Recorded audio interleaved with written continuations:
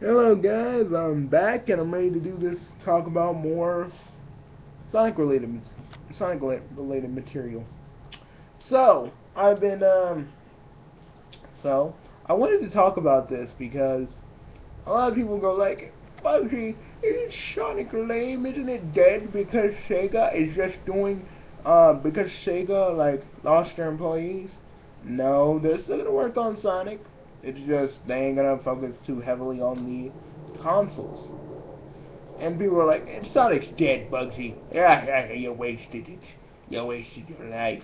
I'm like, motherfucker, at least I'm doing something. Like seriously, other than some of you people that just say, "Oh, I'm this and that because I'm a Sonic fan." What have you guys done with your time? Okay, explain that to me. Say, Bugsy, what like tell me what have you done with your time other than just take a few moments wasting a few moments of your life trying to talk to me about why I suck and why I think Sonic is dead and blah blah blah.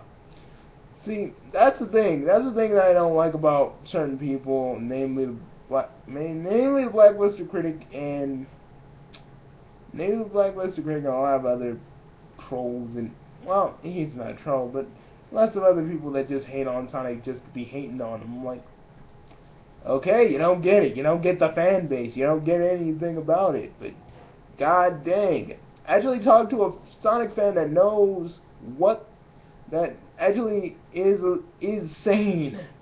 Okay, you guys go after all these other Sonic fans that are like doing like breaking the law and like all this other crap, but you never want to talk to an actual Sonic fan. I don't hear you guys talking to Matt from Tails channel. I don't hear you talking to talking to Michael Hunter from the freaking Sonic channel. I don't hear you guys talking about any of those guys. But no. Christian's always always on the back burner. Some freaking deranged Sonic fan on DeviantArt is the one you want to go after. I never see any of you talk about a Sonic fan that's doing something right or good or whatever. Because like you guys just want to just show how ugly the Sonic fan base is. And like I said, as long as I'm a fan of Bad Basher, trust me, I'm gonna show you guys the beauty of the Sonic fan base. And the beauty of most fan bases that people overlook. And you guys are like, Bugsy, but didn't you do a video on freaking Cam? Oh yeah, and he's now deactivated, by the way. I'm not gonna say how, just let's just say how he got who deactivated him. Kind of, I don't know. But not to say I'm not happy that he's gone because I mean I say getting him off DA this way is a better thing. Maybe he can evaluate his life and actually see like, hey, I'm pretty fucked up in the head. I need help. Maybe he can go like that. See, but I only did that because really, Cam's shit is hard to ignore because he makes all of us other Sonic fans look bad. I mean, not all of us want to freaking get down with Amy Rose. I'm not like oh Amy, mm, yes, that fine man, body. I'm not doing that. God dang, but a lot of people say, "Oh, you're a Sonic fan, so you want to bang Amy or Sonic or Tails." Dude, okay, go to somewhere where someone's actually doing that. Not everybody is perpetuated to that stereotype. Okay, the moment you see that, the moment actually get you actually get some clarity that not all Sonic fans are freaking crazy sex addicts. It's just it ticks me off, guys. It really does. Just people like the Blackluster Critic, and just the way like the Blackluster Critic goes after people like Sonic Lost World got a bad score, and now all you Sonic fans are tripping out. Okay, man, but do you have to be a dick about it? Do you have to be a dick about it? Okay, yeah, maybe some people were kind of upset about Sonic Lost World, and I freaking loved it. I don't freaking care. I don't care if you call me a Sonic fan or like I'm a typical Sonic fan. I freaking enjoyed it because it was trying to do something. It's trying to do something new. You know, Sega likes to not try to do a lot of new things with Sonic, like, you know. And, you know, I really enjoyed it. A lot of people were like, you know, and then, I don't know, the Blackluster Critic in those videos rubbed me the wrong way. And how his, like, little interpretation of the Sonic fans are just us going, oh, we're gonna brush our teeth because Sonic says something to brush our teeth. Motherfucker, do you even know what a Sonic fan does all day? And this the one thing that hits me the hardest is that he was like, DA, you know, I got a role play with some of my characters, or when I call losers, and I got really, like, fucking pissed at that. I was like, motherfucker, who cares if people are role playing in their Sonic characters? That's them. You know, that is them, that is people, that's just how people like to do things. You're just gonna look down on people just because they like to roleplay? That's some bull. That's some bullshit.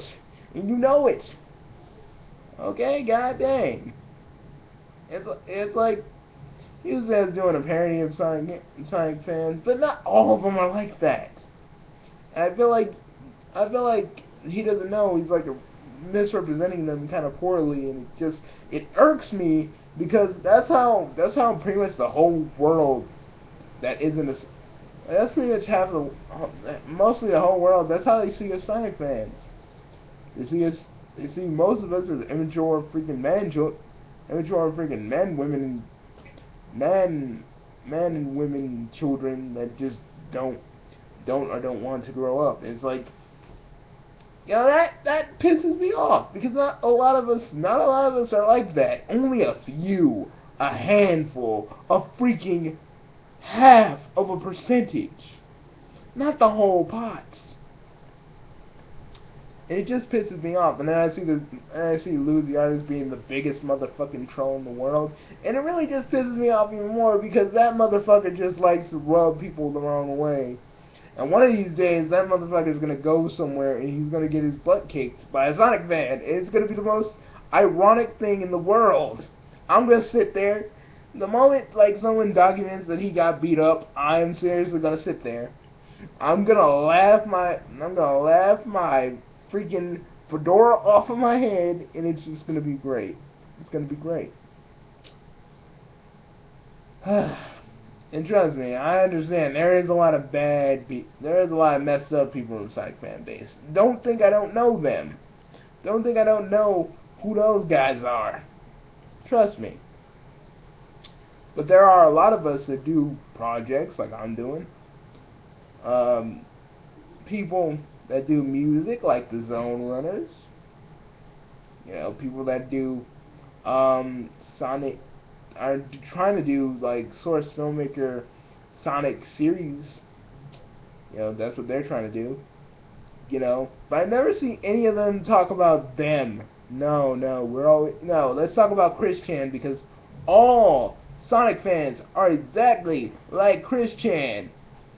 Yes, we all want to think that we're women and freaking go to freaking GameStop and freaking spray paint Sonic's arms, freaking his flesh color. You know, that's us. That's us. Like, oh, you figured us out. That's the kind of shit I don't like. You know, that right there is the kind of shit that just irritates me to my core. Because Chris Chan, like, something is seriously wrong with Chris Chan. Like, seriously, something is wrong with that man. Something has been wrong with that man. But us Sonic fans are just like him. Like, seriously, I want people to talk to an actual Sonic fan. I want people to talk to an actual Sonic fan that's sane, and let's see how it goes. You know? And for everyone, Sorry, I got phlegm, guys. Ugh. But very it says like, oh, Sonic is dead. Fuck you. You don't care about Sonic, and you never will. And for the people that got turned off by, oh Jesus, for the people that got turned off, shit, my freaking like screen came up, turned off for a minute. I was like, okay, for the people that got turned off by Sonic Boom, Rise of Lyric, remember guys, that isn't the main series. It's just a part of the series that Big Red Button got wrong. And trust me, it's not like the story could be compelling. A lot of people were like, "Oh, I didn't want another villain like I don't want a new villain like Lyric." Lyric is an okay villain. It's just how he was written. See, I feel that every Sonic character that you think has a bad place in the story, or God dang it, my nose itches, has a bad place in the story, you know, and that's all because of the writing people. I think Lyric could work as a villain, and maybe it might open the door to have a few other villains from the comics actually come in, probably like Nagas, you know, Sega. I'm just saying, Sega, you can do that. Think about it. A dark Sonic game in the tone of the Archie comics. Think about it. I've been saying this for years, but I really think it could help. You know? And I ain't saying, you know, I'm not saying my show's gonna be as good as how Ben Hurst would have written Sad AM, but I'm trying my damnedest, guys. I'm trying my damnedest just to get, you know, just to get the right tone and various other things. And you guys, you know, some people are just like, you know, Buggy, you shouldn't do a freaking reboot of Sonic Sad AM. And I go, why not? Because it's not going to be as good as Ben Hurst. And I go, trust me, I'm not trying to emulate Ben Hurst. I'm just trying to do my own thing, but still keep its tone. Trust me, I wish Ben Hurst was alive, and I had like that kind of money to just like be like, Ben, please, I need you as a writer.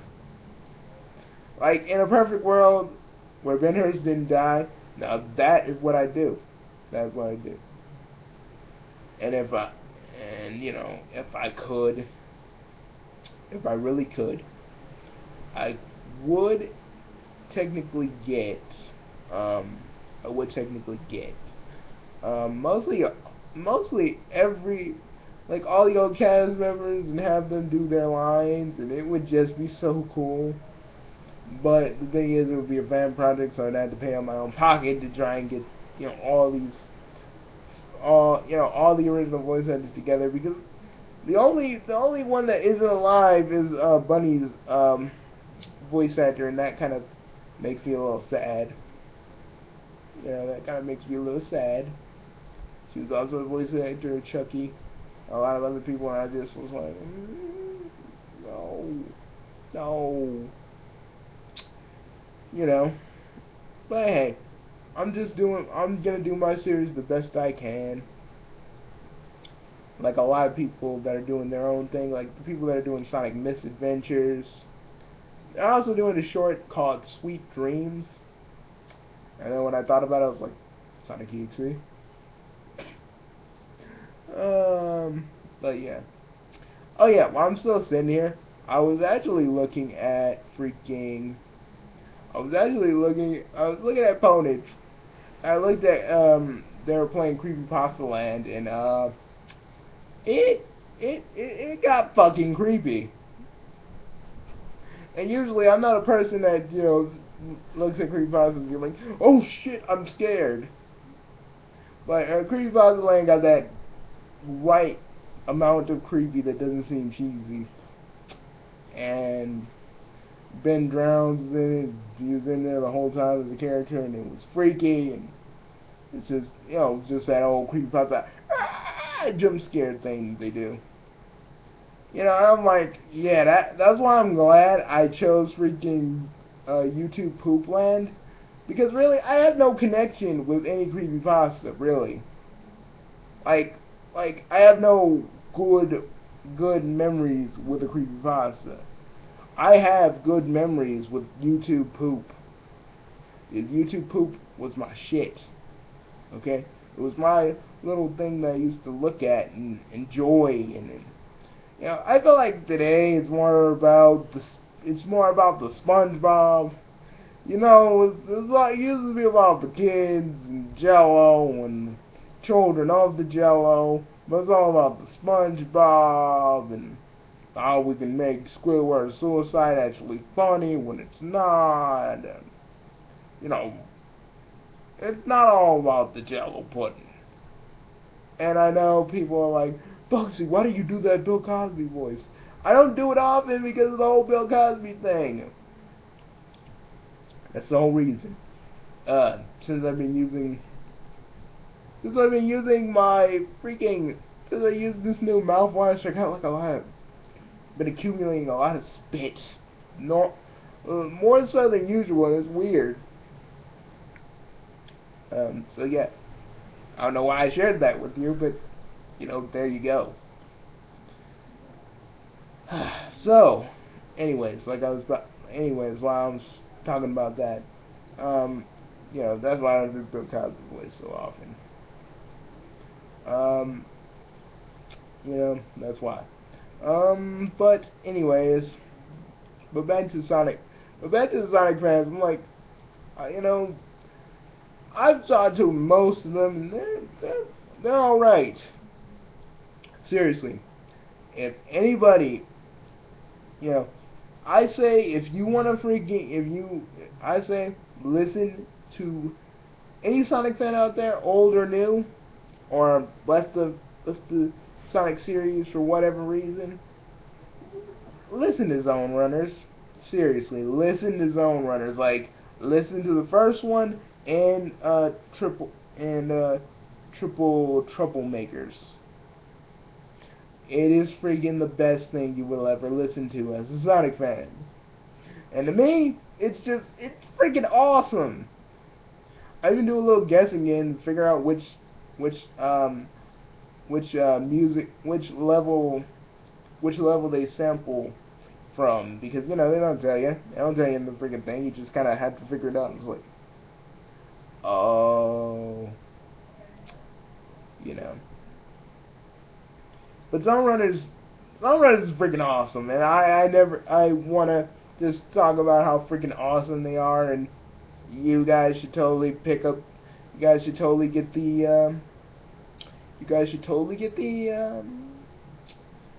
freaking album. It's freaking awesome. I think it's kind of cheap, so you guys can get it on the cheap. That's pretty cool. I think, it's really worth listening to. I mean, I listen to it on Spotify like every freaking day. Like when I'm getting up, I freaking listen to Crazy Robo Act 2 and I get up and I'm like, yeah! So, yeah, just try those out. And also, oh man, I'm gonna do Forever Rivals. The first episode, people were like, "Are you gonna have Rama be pregnant?" Oh no, that's gonna be for later. What's actually gonna happen? I'm gonna do the mirror. I'm going to technically have Ranma. I'm actually gonna have the mirror Ranma, which is the girl type Ranma, actually be around in the first half of the story, and I just want hilarity to ensue on a global scale. It's just gonna be so funny, and a lot of characters from the manga that you didn't see in the show are gonna be in it too. That's why I've been looking at Ranma character profiles, because I was looking at it from my good old buddy DJ Clive. I was looking at his stuff, and I was like, yeah. You know, I mean, Jer- Jeremiah, Jeremiah, Jeremiah White. He actually he looked at one of my videos when I was doing the reaction to when I did the whole Ranma reaction of Ranma Decoration to Motherhood, and he liked it. He liked it. I don't think he I think he laughed a little bit, but it, you know, you can't really tell that from a freaking comment. But you know, he said, like, you know, I got like another teaser out. You know, you can look at that. I was like, okay. I looked at it. It was the one where Ranma is like in the bathroom puking because he says it's because Akane's cooking, but he's pregnant, and we all know what that is. We all know that that's morning sickness, if you know what I mean. And I find this more funny because I feel like Ranma was either a really, really, really, really, really, really, really, really, really, really, really fucking drunk in his girl form, because I just don't see him actually, like, I don't see Ranma actually, like, going, you know, going full force, because, you know, he may have a girl form, but he still has the mindset of a dude. Like, I just don't see Ranma actually going to somebody and like wanting to bang them, because, you know, that doesn't seem like him. Like, he wouldn't want to bang a dude. That's what I'm trying to say. That's what I'm trying to say. So I'm like wondering, like, what really possessed him to get with some dude. You know, like I said, he turns into a chick, but he doesn't have a brain of a chick, so he wouldn't have the mentality of wanting to. But then again, there is that one episode, which was Ranma's Declaration of Womanhood, where Ranma completely acted like a chick. So maybe that could be a factor. Maybe that's why. Maybe he let his female urges take over. You know, because I keep looking at that, I'm like, yeah, he seems willing, but why? And I don't know, it may not be Akane that impregnated him. I thought it would be, because that would be kind of funny. Like, she changes gender, like Ranma changes genders, now she changes genders, so it makes sense.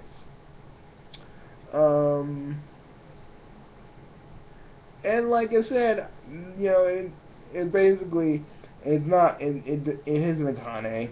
It isn't Akane. If it is, I'm still gonna be surprised, but right now I don't think it is. So I'd be surprised if it is, but it's not. It probably is. It probably isn't. It probably is. But if it is, I'm still gonna laugh my ass off.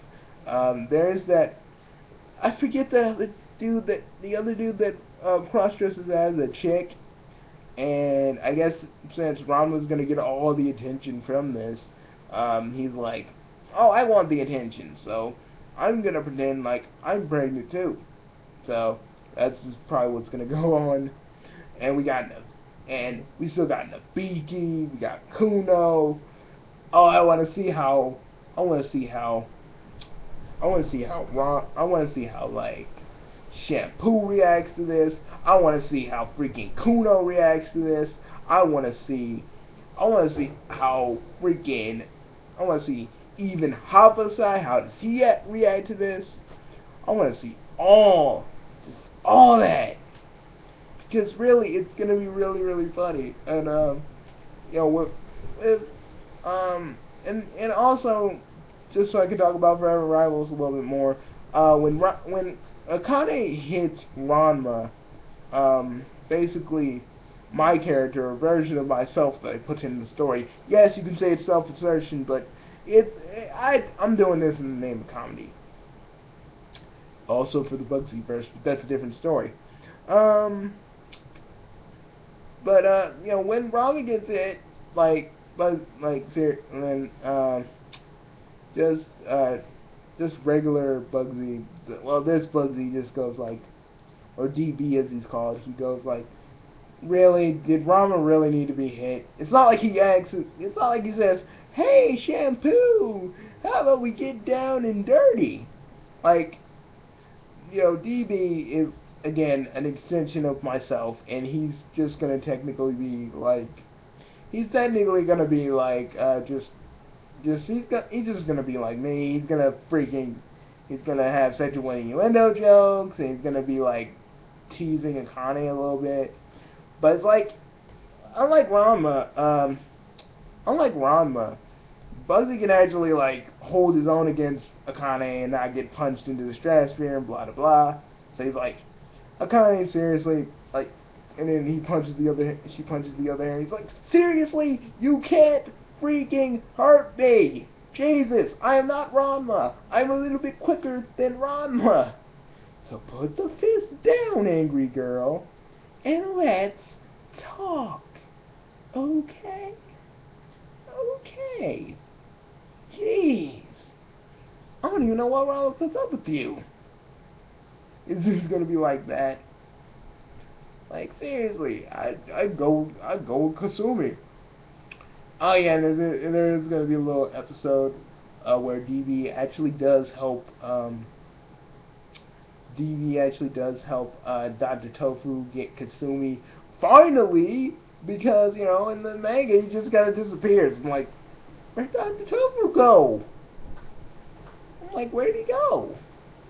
So DB is like, this isn't really canon with any of the Ranma stuff. It's just, I guess you could say it resides in its own universe, where mostly the manga and the anime happened in tandem. Like, they both happened at the same time. So yeah. So you're gonna see a lot of characters from the manga. You're gonna see a lot of characters from the freaking anime.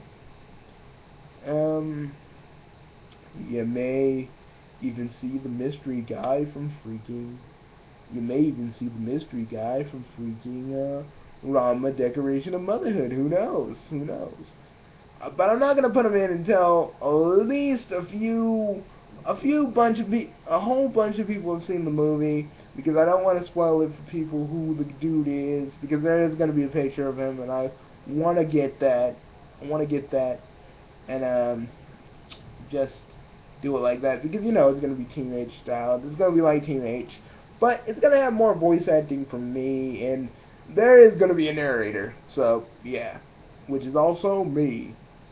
So yeah, there's gonna be a lot of stuff going down in this series. There's gonna be a lot of jokes at Ranma, even a few jokes at DB, because he does appear. Like, Ranma knows him as just plain as Bugsy, but he is DB, which is he's sort of become sort of an omnidimensional being, like Mr. Spitalik. I'm saying his name wrong once again, but he's like an omnidimensional being and stuff like that. Like, he doesn't really interfere with Ranma and his stuff unless he really has to, but he's usually like sitting there watching Ranma kind of fail or get hit. But he does get mad when Akane like hits Ranma for like these girls coming on to him. He looks at Akane and just goes, Akane, seriously, he didn't deserve that. She goes like, I don't care if he did. I'm like, Akane, look at me. He didn't fucking deserve that. Trust me. It's not like Ranma just goes, hey, I wanna get with you, Ugi. I wanna get with you, Ugio. Yeah, Ugio. We can make some time. We can make some of your dishes tonight. Yeah. Like, it's not like I'm saying this and it's not gonna appear. No, like DB is actually gonna show like an actual freaking picture of like what he's saying, and it's just gonna be real funny. He's gonna snap his fingers and actually show her that. So yeah, he's kind of like Discord in a sense. He's like, yeah, it's not like Ranma's going like, hey, It's not like he's going to Kuno's sister, and I'm like, hey, darling. And pretty much, this is just like, he just shows it for a minute to Akane, and Akane gets even more pissed. But she knows that she can't really do anything to DB because he's always one step ahead of some people sometimes, but sometimes that can be kind of his downfall because he's always one step ahead of people. He never sees what's really just about to happen to him. So yeah, there's gonna be a lot of that. But everybody's gonna be in it. Ryoga. Yeah, there is actually gonna be one episode where he helps Ryoga, and he actually helps Ryoga with Akane, and Akane basically tells Ryoga that she just doesn't like him. Like no freaking no freaking dream sequence, no weird, no dream sequence, no nothing. Just she says that to Ryoga, and Ryoga will get depressed, but he will understand, and also he does reveal that he's Pichon, and then he gets kind of the KO uppercut from Akane. Yeah, so I'm kind of turning Ranma one half on its head. So yeah, I want actually DJ Clive to actually kind of work with me on this because I feel like that would be fun, and I feel like that would be fun, but I don't think he will, to be quite honest. And I would love to animate all of this. The sequences with DB alone, where he's just like snapping his fingers and showing what he's talking about to Akane, is like gonna be those are like the highlights of the episodes to me. Like I have like a whole bunch of these elaborate like little sequences planned out where he just shows Akane. It's not like he's telling you know, and sometimes other girls will hit on him too, not just the ones that really want Ranma. It's gonna be like a lot of chicks too, and it's just gonna be funny. Don't worry about how it's gonna be done. It's gonna be done pretty well, hopefully. So yeah, I will see you all later. Like I say, you know, don't judge Sonic fans because they're all this and that. Also, there's going to be a lot of adaptations from the Archie comic book as well as some of the Fleetway adaptations. And it's going to be fun. And, like I said, I'm striking a balance between dark and hopeful. I got to have the balance of that. I'm not just going to make it grim and dark for the sake of being grim and dark. All of you need to understand that. I'm not doing this just to make it grim and dark for my own purposes, for my own desires. No, I have to think about this. I want it to be dark, but I want it to be hopeful. Because the message of this show is, even if all odds are against you and you really feel like you can't do shit in your current situation, you can.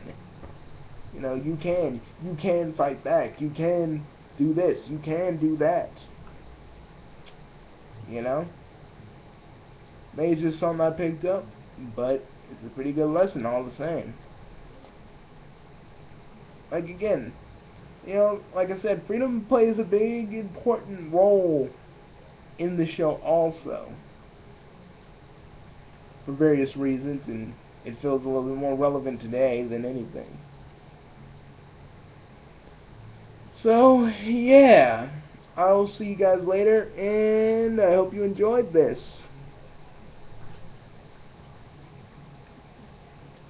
I will see you all later. This is your chaotic jester, Bugsy. Saying peace. I will see you all later, and I will do an episode of Mock-Off because I know a lot of you have been asking me. So don't worry, I'll be back. I'll be back.